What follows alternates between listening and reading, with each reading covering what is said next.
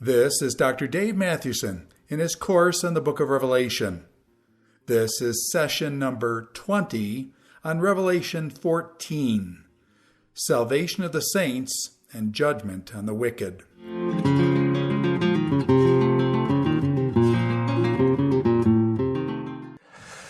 In chapter 12 and 13, we looked at the uncovering or description or unveiling of the true nature of the church's conflict at the hand of Satan and the beasts, who deceive the entire world into worshiping them, and the call then for the church to persevere and endure in the midst of this by refusing to compromise.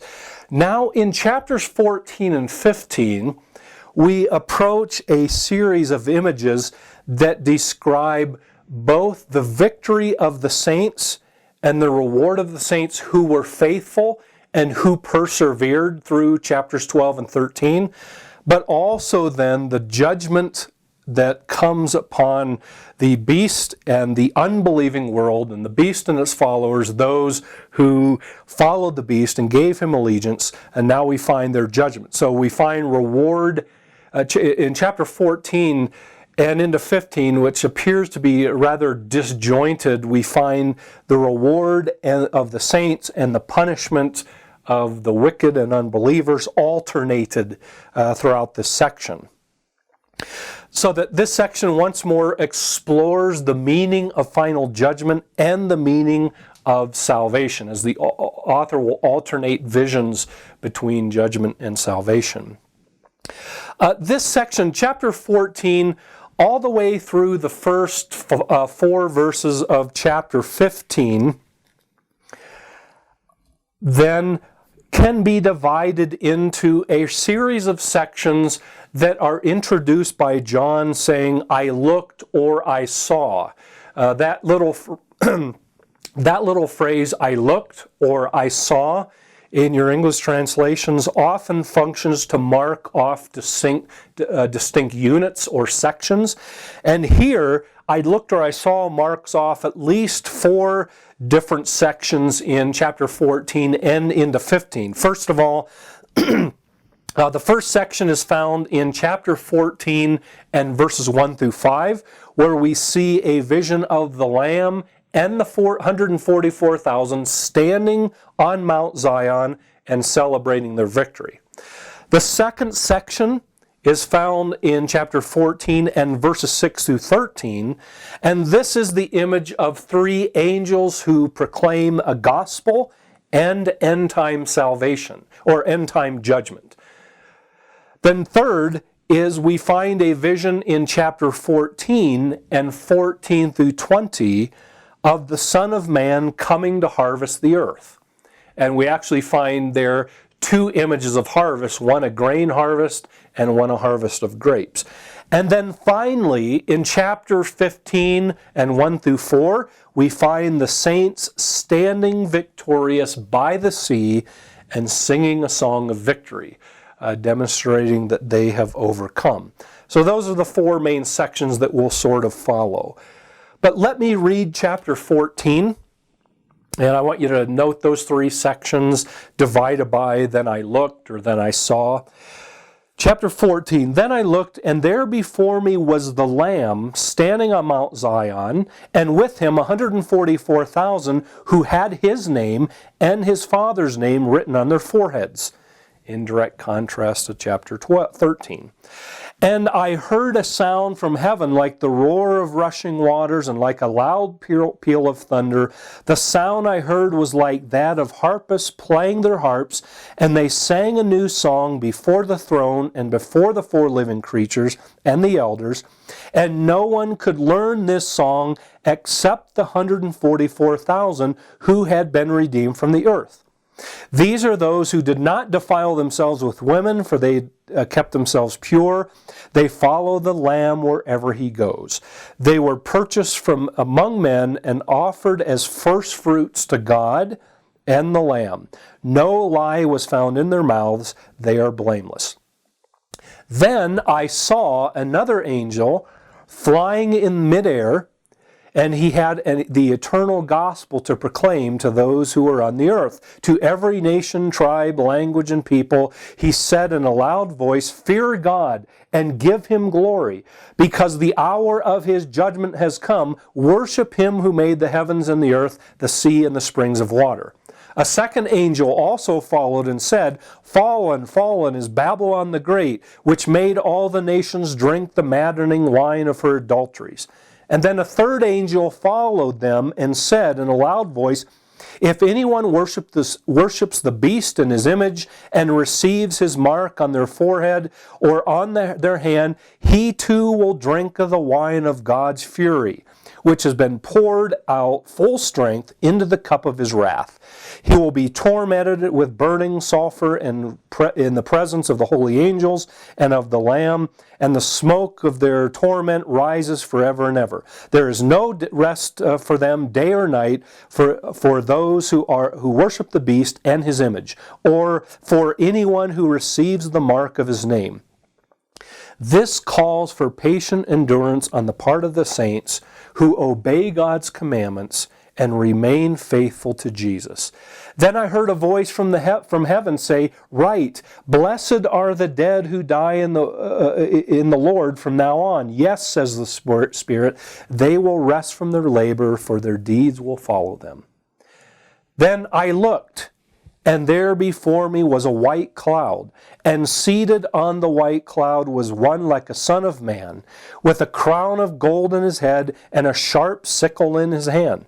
Then another angel came out of the temple and called in a loud voice to the one seated on the cloud, "Take your sickle and reap, because the time to reap has come, for the harvest of the earth is ripe." So he who was seated on the cloud swung his sickle over the earth, and the earth was harvested.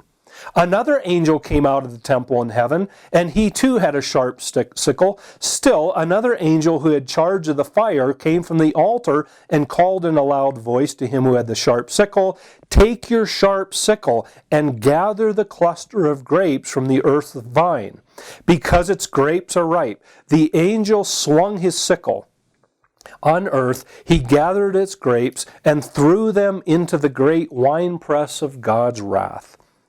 They were trampled in the winepress outside the city, and blood flowed out of the press, rising as high as the horses' bridles for a distance of 1,600 stadia. Now this section begins, I think, to back up, what I think is going on in chapter 14, as we've noted, it's a series of alternating scenes between salvation and judgment. And what it does, it portrays the salvation and reward of the faithful who endured in chapters 12 and 13. But now it portrays the judgment of those who worship the beast in his image, who receive the mark of the beast, and who basically refused to or those who compromised and refused to resist, and instead engaged in the entire ideology of Rome and its claims.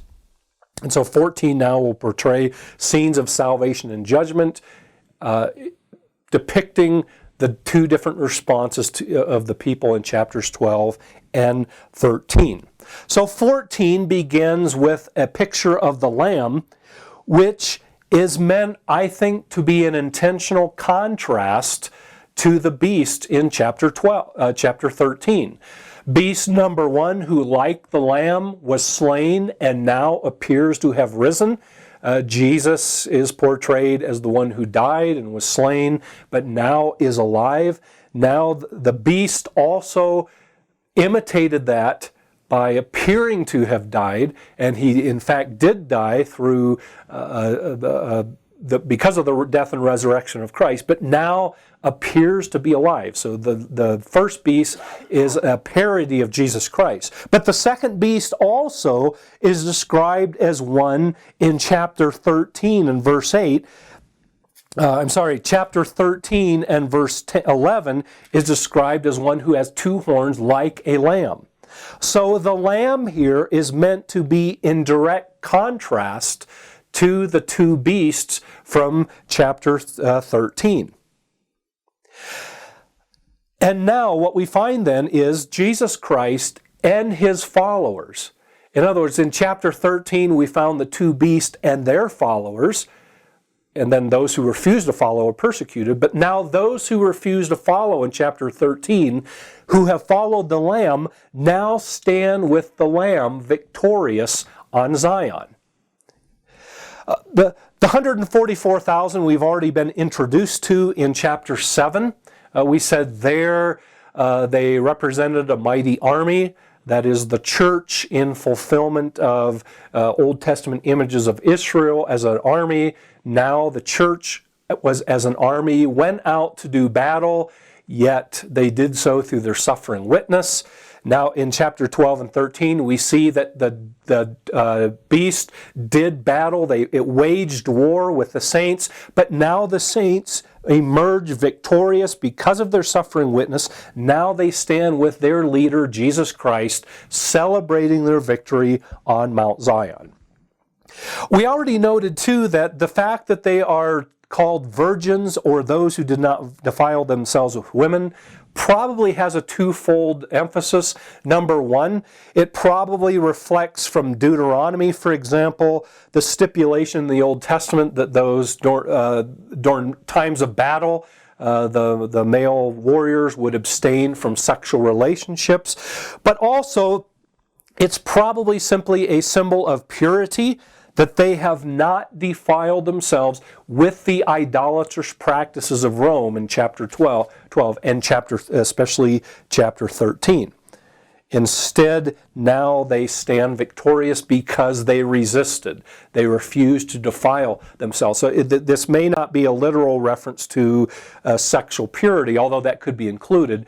But I think it's more a reference to the idolatrous practices and the allegiance and worship of Rome back in chapter 13 that was being enforced, but that they refused to participate in and suffered the consequences of. Now they stand victorious because they resisted and refused to compromise.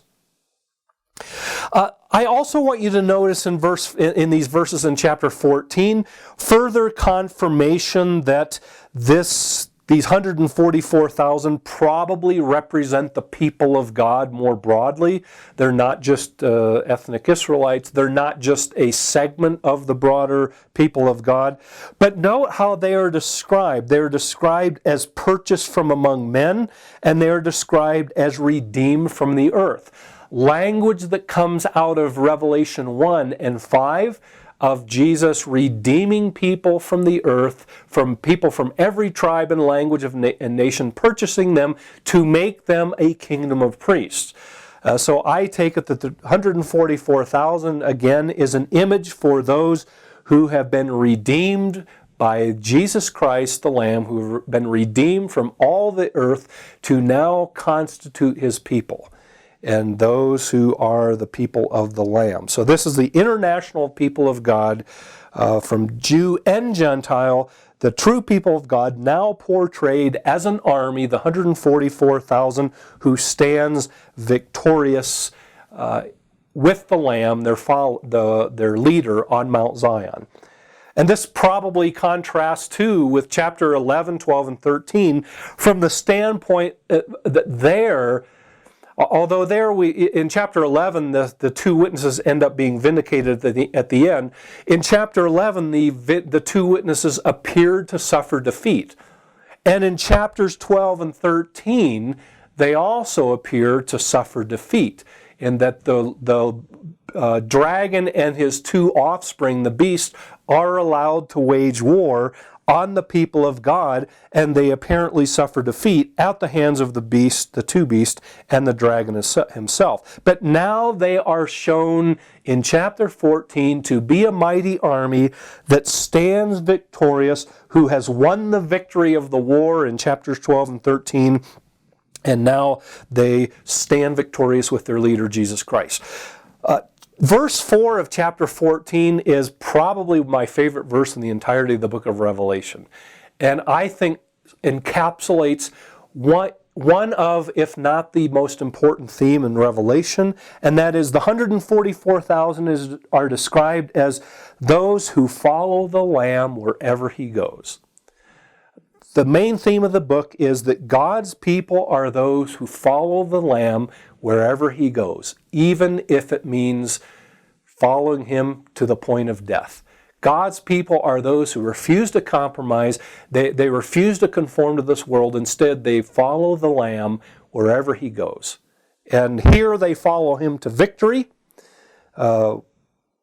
And here they are portrayed as remaining unpolluted from the world. Notice this verse, they follow the Lamb wherever they go, occurs right at the end of the description of them as those who did not defile themselves through idolatrous practices. So following the Lamb wherever he goes means following him by being pure, by refusing to compromise with the idolatrous evil world, but also clearly in the broader context of Revelation means to do so even in the face of suffering and death, just as Jesus Christ did. Two further important images in this section to draw your attention to is, note the image of Mount Zion. Without going into a lot of detail, Mount Zion also has Old Testament background.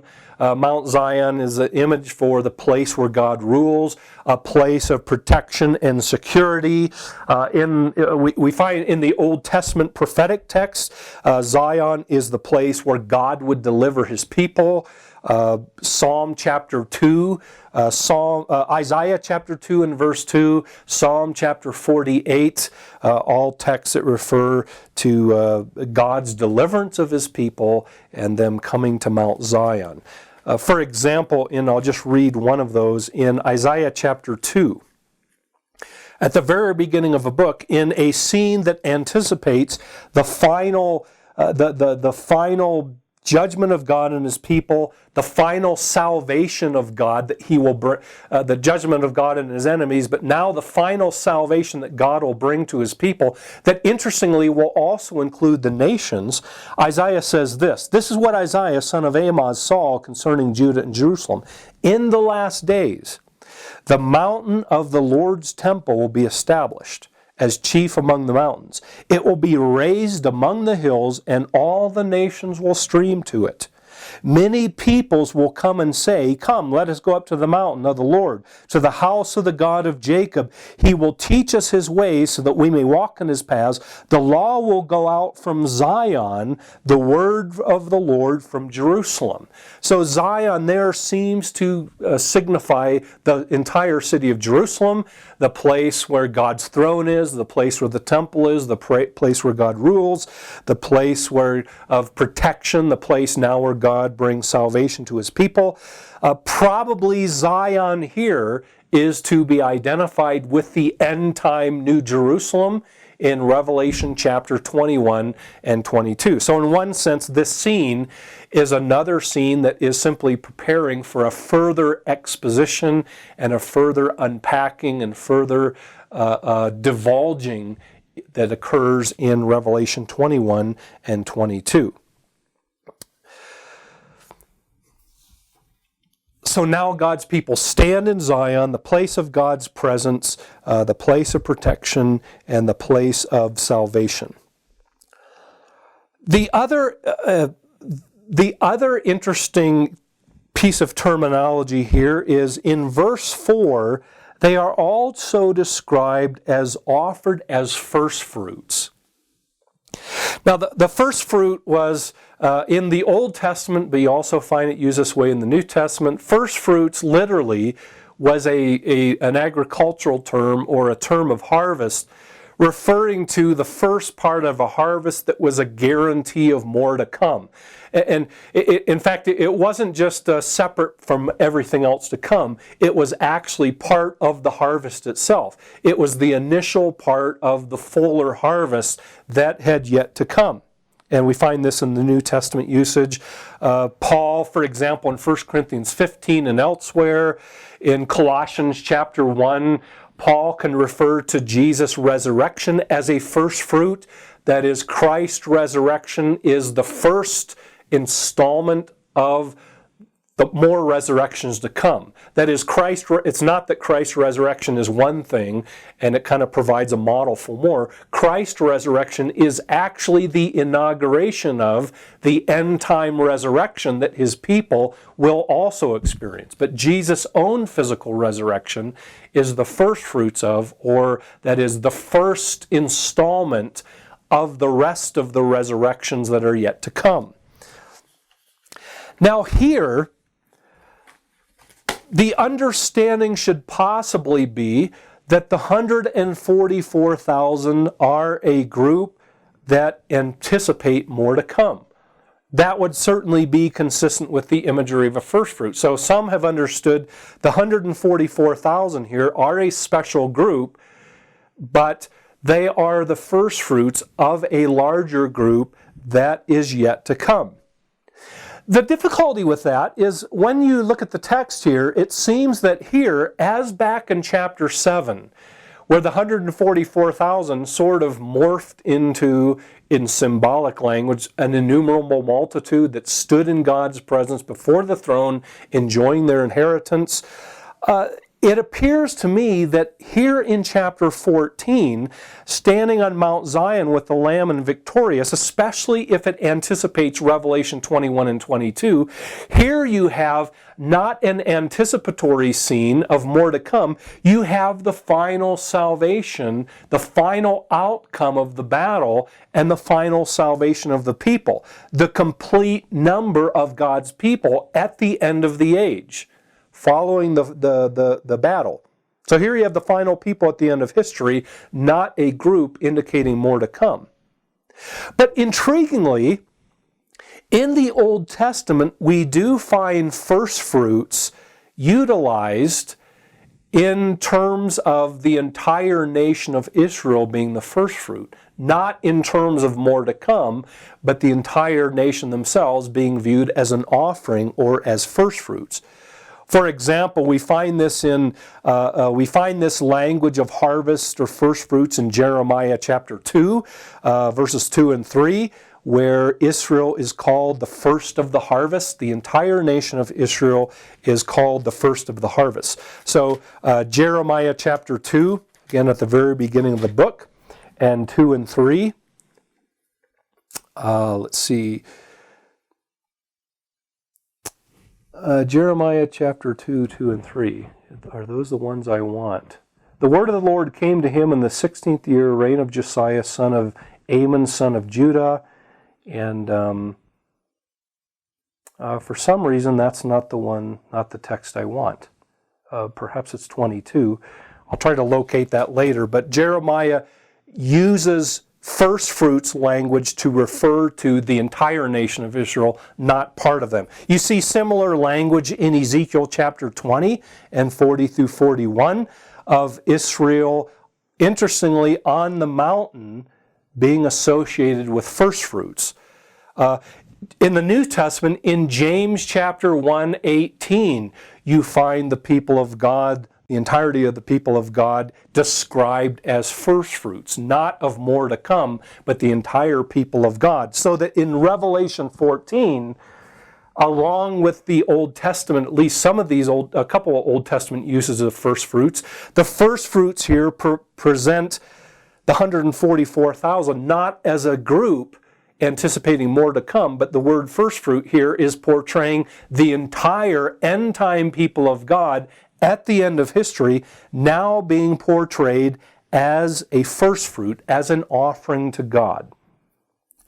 So in contrast to chapter 13 then, and by the way, I want to return to that. I think that concept of these 144,000 here, emblematic of the entire end time people of God as a first fruit, will be important for helping us to understand another image that comes later on in chapter 14. But at this point, in contrast to chapter 13, where the beast deceives the entire world, where he deludes them into giving them the allegiance, giving the beast the allegiance that he demands and requires, and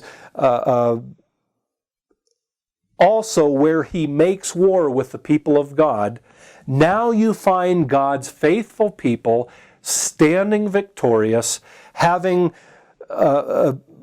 engaged in battle with the dragon and with the beast of chapter 12 and 13. Now they stand with their leader, the Lamb, and with the mark of God in their forehead, not the mark of the beast from chapter 13.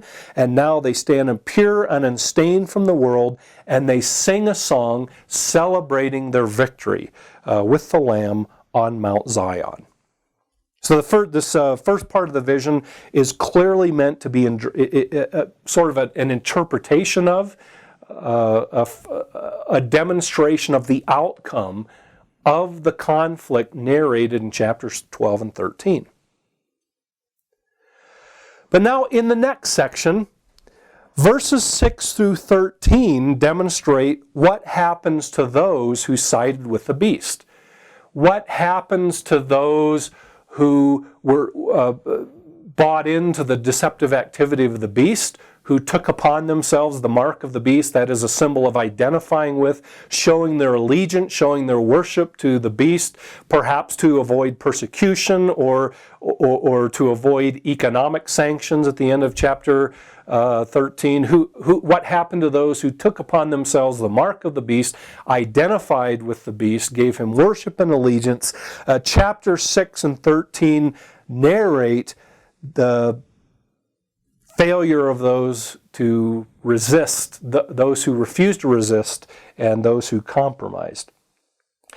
And it's structured around the speech of three different angels. Angel number 1 comes to proclaim an eternal gospel. Now it's interesting, the content that he proclaims is fear God and give him glory. Interestingly, the same language we saw back in chapter 11 and 13 and 14, where some of the survivors of the judgment feared God and gave him glory, suggesting that both here and there in chapter 11, you may have a reference to repentance.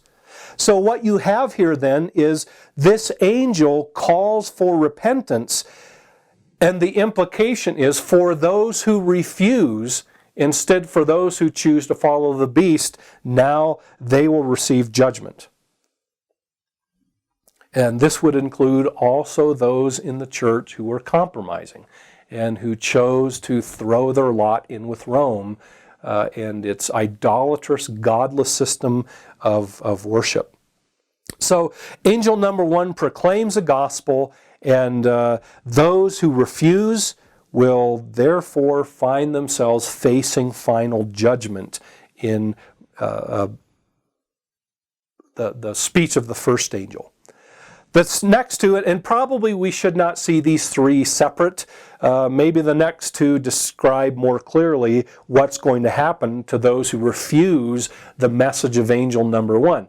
Those who refuse to fear God and give glory will face judgment, and now here is exactly what it is they face in verses 8 and following in the form of the next two angels. Angel number 2 declares judgment upon Babylon. This probably has its background again in the Old Testament, Daniel chapter 4 and verse 30, and other Old Testament texts that portray the judgment of Babylon itself. But what we have here is the first anticipation in 14:8. Fallen is Babylon the Great, which make all the nations drink the maddening wine of her adulteries. Here we see the first anticipation of something that will get developed in more detail in chapter 17 and 18, where we find a description of Babylon and then a detailed description of its downfall and of its judgment and destruction. Probably here we're to take Babylon as a code for Rome. That is Babylon going all the way back to the Old Testament. Babylon almost becoming, we'll talk more about this in 17 and 18, but Babylon almost becoming an image or a symbol for anti-godly, arrogant, idolatrous, an oppressive nation or empire. Babylon almost becomes a symbol for that. Now that label applies appropriately to the Roman Empire, who is now another godless, arrogant, violent, oppressive, and idolatrous empire. So that Babylon is a fitting designation. so that you have the same features embodied in ancient Babylon now surface and emerge again and are embodied in the first century city of Rome, in the first century Roman Empire that John is addressing. We'll find this repeated in a moment in chapter 16 and verse 19, a couple of chapters later, and then, as we said, it gets narrated in more detail in chapter 17 and 18. So the idea here, if Babylon is to fall, then those who belong to her and compromise with her will fall also. So it's not just so much a destruction of a physical city, but those who belong to her will suffer the same fate if they do not fear God and repent, the message of Angel chapter 1. If they refuse to resist and if they compromise, they will suffer the fate of Babylon, which now the angel pronounces is about to fall in judgment. The third angel also proclaims a message, and this message clearly indicates the consequences for allegiance to the beast back in chapter 13. And so here the judgment is proclaimed on those from chapter 13. Notice those in verse 10, those who worshipped his image, those who received, verse 9, those who received the mark on the forehead or on their hand, those two descriptions go right back to chapter 13. So those in chapter 13 that received the mark of the beast, that worshiped that image, that gave their allegiance to idolatrous, godless Rome, now this is the judgment that will befall him.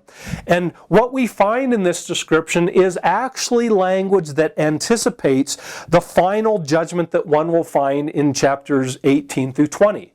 So already this is a kind of a fast forward glimpse, an anticipation of the final judgment that will get more fully developed in latter chapters, though much of that language already occurs here to describe the fate of those who have thrown in their lot with Babylon, Rome, who have given their allegiance and worship to the beast, to the idolatrous, godless, oppressive empire. And notice the language that is used. First of all, it's described as drinking the cup of God's wrath. In the Old Testament, God's wrath as a cup of wine was a common metaphor for God's judgment, as was mixing that wine in a way that was undiluted with water, but instead was of full strength. So God's wrath then will be given in full strength. In Jeremiah chapter 25, which may provide the backdrop for this language, among other Old Testament texts, but this one seems to be an important one. In Jeremiah chapter 5 and verses 15 through 18, we read this. This is what the Lord, the God of Israel, said to me, take from my hand this cup, filled with the wine of my wrath, and make all the nations to whom I send you drink it. When they drink it, they will stagger and go mad because of the sword I will send among you. So I took the cup from the Lord's hand, and I made all the nations to whom he sent me drink it. Jerusalem and the towns of Judah, its kings and officials, to make them ruin, and and the object of horror and scorn and cursing, and as they are today. The Pharaoh, king of Egypt, his attendants, etc., etc. So Jeremiah chapter 25 is one of the most important texts that provides the background for the notion of a cup of unmixed wine, of wine of full strength, undiluted wine, signifying God's wrath and causing the nations to drink of it and become drunk, then becomes symbolic of God pouring out his judgment on wicked humanity. So the nations are portrayed as intoxicated with, interestingly, with the wrath of God. Later on we'll see And actually, we see this back up in verse 8 to again show these messages are connected.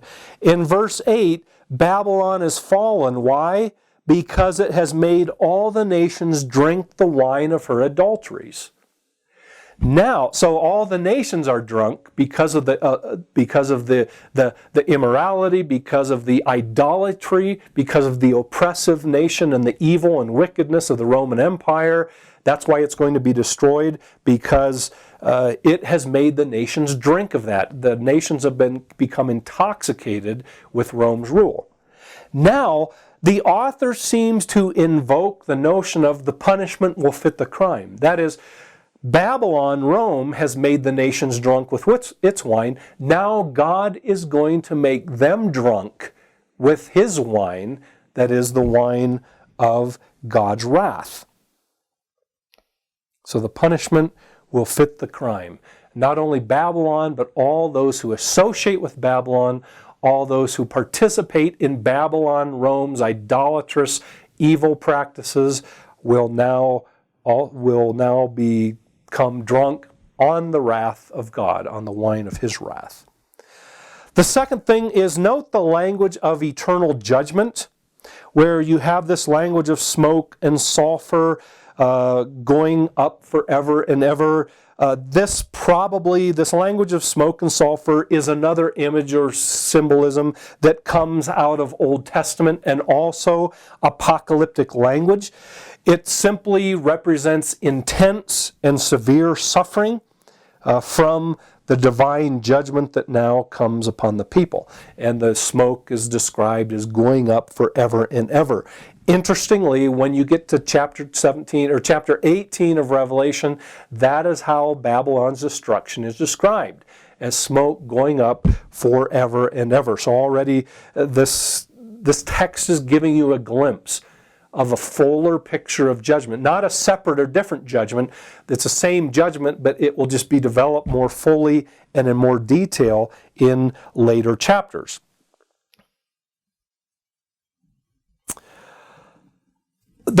This language again appears to reflect, for example, Isaiah chapter 34.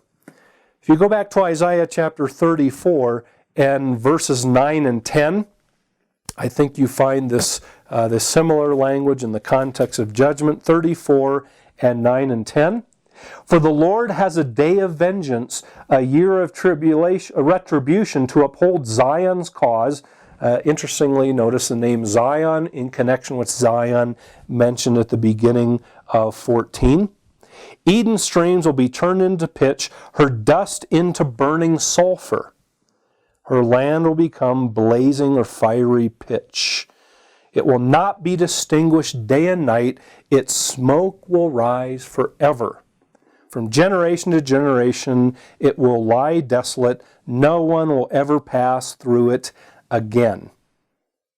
So note that language of fire and the language of sulfur in the context of judgment. Notice the language of smoke going up forever and ever as a sign of God's judgment that John seems to draw on here. But again, interestingly, in Isaiah 34, in the context of the protection of Zion, which you find also at the beginning of chapter 14. So John is he's simply gathering language from the Old Testament scenes of judgment to describe God's judgment on another wicked, evil, oppressive, idolatrous empire and those who belong to it.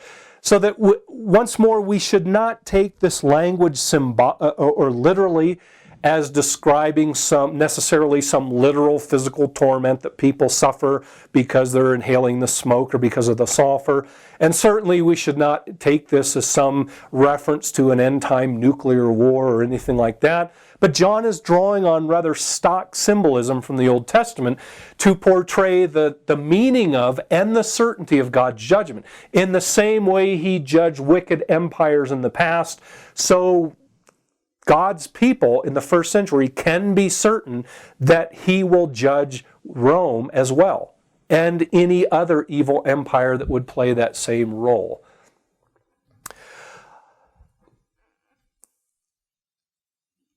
So the angelic proclamation in these three sections, entirety of these three sections are meant probably to go together. It's a call for repentance, to fear God and give Him glory. A refusal to do so will involve them in the fate of Babylon, which is to fall, and also will make them recipients of God's wrath in terms of an eternal smoke or burning sulfur, using Old Testament imagery, but also using the imagery of being drunk with wine, the symbol or imagery of a bowl full of undiluted wine being a symbol of God's wrath. So these verses then are meant to opposite chapter 14, 1 through 5, now that indicate what happens to God's people who faithfully endure and resist in their conflict with Satan and the beast in chapter 12 and 13. Now the message of these three angels indicate what happens to Rome and the beast and those who collude with them, those who are deceived and render worship and allegiance and take upon themselves the mark of the beast and worship the beast and his image in chapter 13. Verses 12 and 13 then of this chapter, chapter 14, are meant to demonstrate that this judgment, verse 12, this calls for patient endurance on the part of the saints. In other words, this judgment is meant to motivate God's people to persevere. The confidence that God is indeed going to come back and judge and vindicate His people should encourage God's people then to persevere. Furthermore, it should also be a warning for them, for those who want to compromise, for those who become complacent in the context of Roman rule, for those who want to compromise and think it's okay to worship the beast, to worship Rome, and be involved in its idolatrous practices, perhaps to avoid persecution or whatever, then these texts remind us that if they fail to persevere, they will find themselves as the recipients of the judgments spelled out in the message of these three angels. So it's meant to motivate Christians to persevere if God is going to come and judge due to the gravity of that judgment and situation. Those who are tempted to compromise must realize that refusal to compromise or refusal to resist will involve them as recipients of these judgments. But those who are being persecuted can now have a motivation to continue, because as the souls cried out unto the altar, "How long, O Lord, until you avenge our blood?" Now we see in the messages of the first of the three angels, God avenging the blood of His saints, God vindicating the faithful witness and suffering and death of His saints. The next section in chapter 14 is an interesting one, beginning with I looked or I saw, marking off another segment. The way we should treat this, to make an initial comment, the way we should treat this section, the rest of chapter 14, is these are not portraying events that take place after chapters 14, 1 through 13. But I think, as we're going to see, these events in chapter 14, verses 14 to the end, these two further scenes, this scene in the form of a grain harvest and the scene in the form of a grape harvest, these further describe the events taking place in the earlier part of the chapter. So these are not two separate events. It's another set of images, another way of depicting or describing what has happened in the first part of chapter 14. And we've seen that all through Revelation. John is not primarily giving us a chronological sequence of events leading up to the end. He's describing the present and the future of his readers, but he explores the meaning of that by using different images and different language, most of it drawn from Old Testament.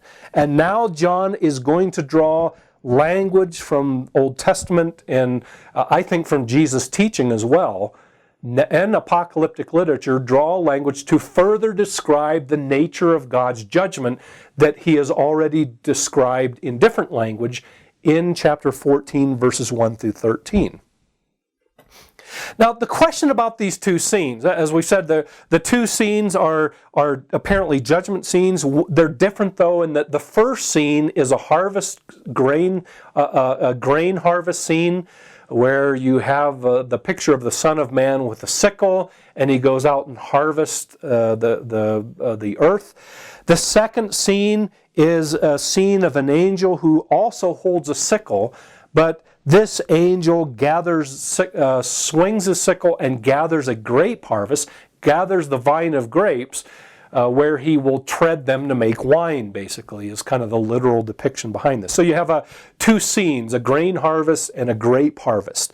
And the question in relationship to that is, what are these two scenes specifically depicting, and how do they relate to each other?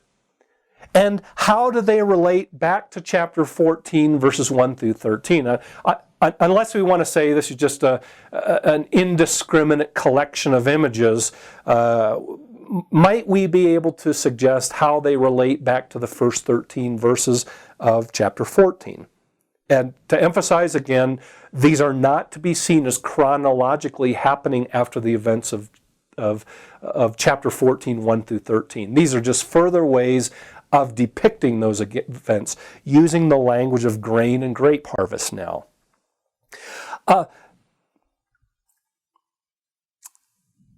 So what does John see in the two scenes? What I want to do is take each of them and try to describe their background and what's happening, and then raise the question of the relationship to each other, which I think will be clear as we begin to describe them.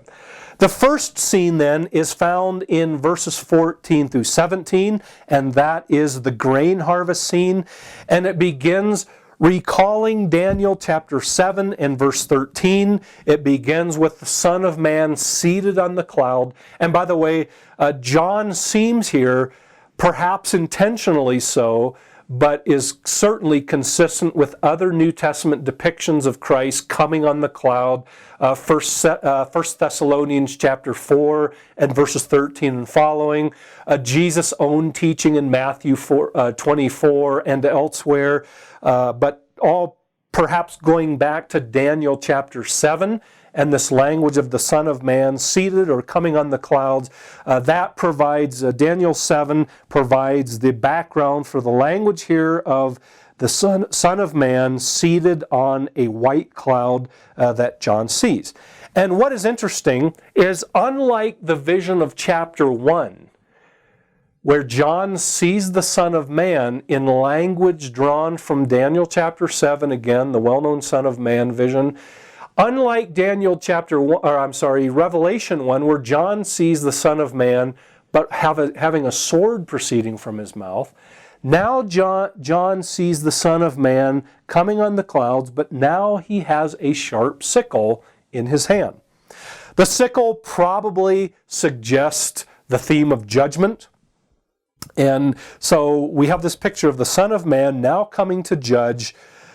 But it's intriguing that the Son of Man, if this is to be identified with Christ, which I think it clearly is in light of chapter 1 and elsewhere, if this is the Son of Man, it's intriguing that an angel comes and commands him to swing his sickle and harvest the earth. Some have, for that reason, have suggested the Son of Man here is not Jesus Christ, or must be some other angelic being, because how could you have another angel having authority over the Son of Man, over Jesus, and telling him what to do? But I think the key is to note where the angel comes from.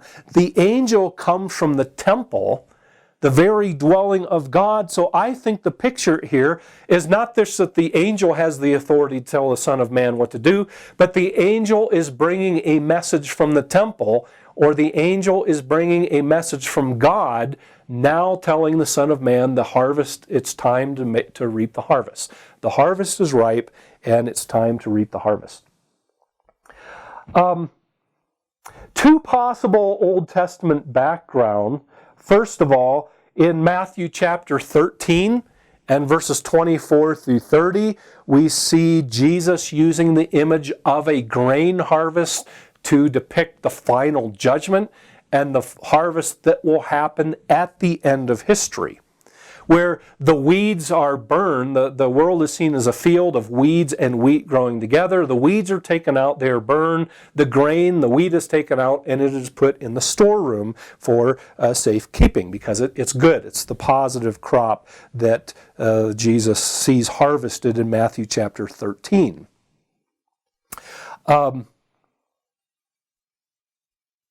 Later on also in John chapter 4, in verses 34 through 38, Jesus refers to a ripe harvest and calls on his disciples to reap a harvest for eternal life.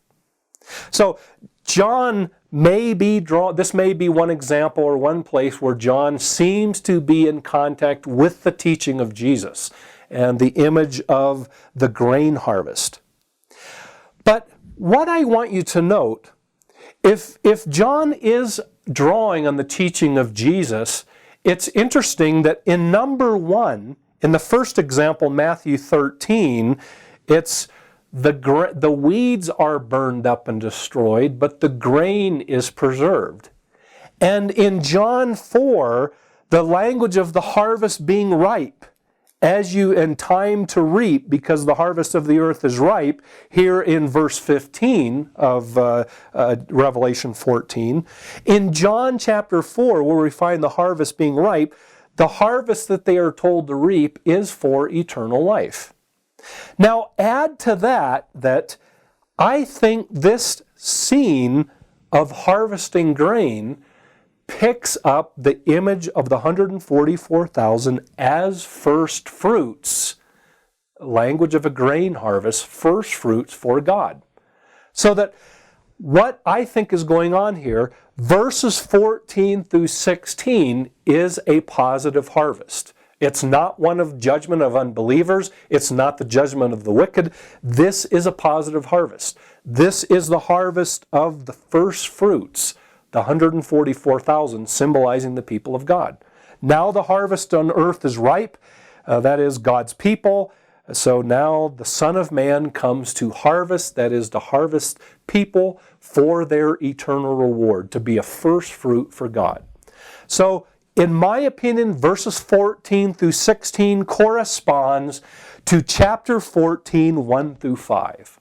The 144,000, the first fruits to God who stand victorious because they've refused to compromise. Now, the second image, scene number 2, is the grape harvest.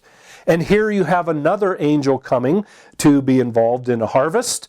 And this one, I take, is meant to be the language of the harvest of unbelievers. In other words, verses 17 through the end of the chapter correspond to verses 8 through 13. 12 and 13 is sort of the command to God's people to persevere and to resist. But through verse 11, so 8 through 11, the messages of the angels that are judgment on unbelieving Babylon and unbelieving world, now this corresponds to that. So to put it together, the grain harvest in 14 through 16 corresponds to the first part of chapter 14, the image of the 144,000 as first fruits to God. Now they are being pictured as harvested at the end time judgment. And now 17 to the end of the chapter through verse 20 will correspond to 8 through 11. That is the judgment of unbelievers. Now the judgment of unbelievers in 8 through and following are depicted as a grape harvest in this second judgment scene in 14 through 20.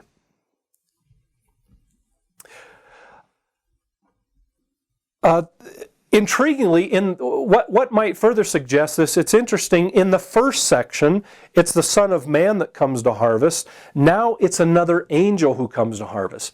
And in the same way, an angel summoned the Son of Man to reap his harvest. Now another angel summons the first angel, the one that comes with a sickle. He also has a sickle. Another angel comes out of the temple from the altar and also calls on him to now swing his sickle, and this time it will be for a grape harvest. Probably the fact, too, that the angel comes from the altar may suggest that just like in chapter 8, 1 through 5, where the saints are mingled, this prayer of the saints are mingled with the incense of the altar, we should understand this as a response to the prayer of the saints. This is the vindication of the martyrs who cry out, "How long, O Lord?"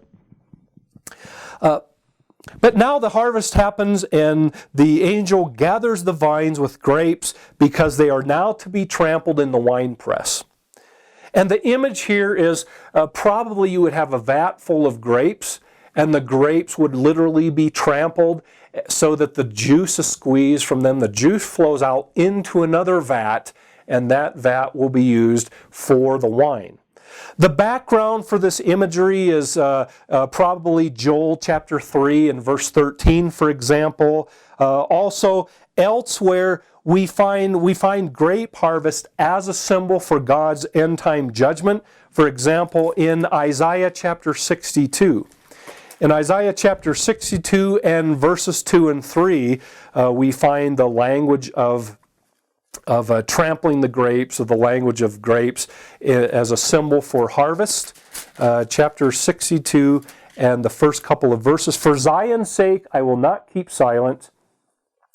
For Jerusalem's sake I will not remain quiet till her righteousness shines out like the dawn, her salvation like a blazing torch." Notice the interesting connection with Zion again, that you found that back on the beginning of chapter 14. "The nations will see your righteousness, and all the kings your glory, and you will be called by a new name that the mouth of the Lord will bestow. You will be a crown of splendor in the Lord's hand, a royal diadem in the hand of a hand of your God."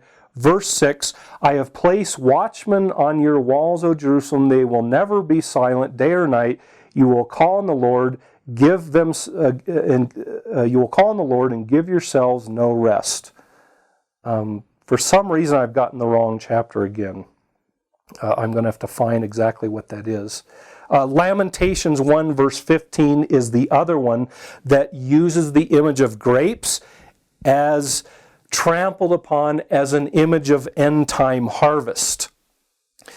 So the picture is outside of the city of Zion, and it's interesting that in the prophets you find the language of outside of the city, the judgment taking place outside of the city, which probably refers back to Zion at the beginning of chapter 14.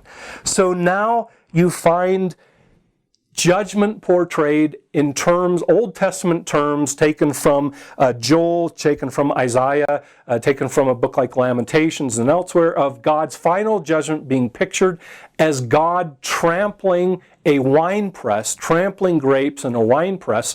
But what is interesting in the judgment scene is the juice that comes out of the wine ends up being blood. That is, it ends up being the blood of the victims of the final judgment and of the final battle. And in the next segment, I want to look a little bit at, in concluding this section, I want to look at the image that the author uses of blood going up to the horse's bridle and extending over a length of section consisting of 600 stadia. I want to look a little bit at where John gets that image and also what that image signifies.